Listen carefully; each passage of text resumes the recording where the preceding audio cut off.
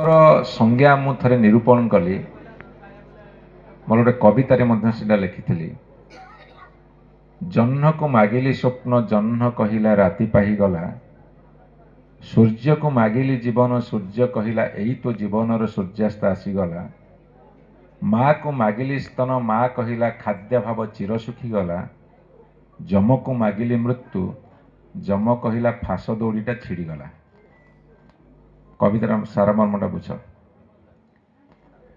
रास्ता को मागिली पथ रास्ता कहिला नेबी अपथरे करिछि शपथ, नदी को मागिली शोष नदी कहिला समुद्रे समर्पी देला परे रहे कि अवशेष।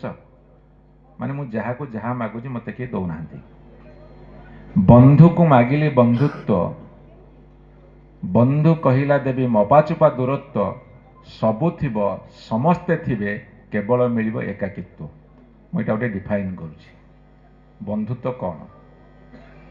ये गोटे गोटे स्टांजा लेखिया को मध्य मते बहुत समय लगे। मु तरे हैदराबाद जाइथिली फ्लाइट रे आसला बेल को मु फ्लाइट रे बहुत कथा लेखे से घंटे 2 घंटा जर्नी किछि न थाए बेस आराम से लेखे।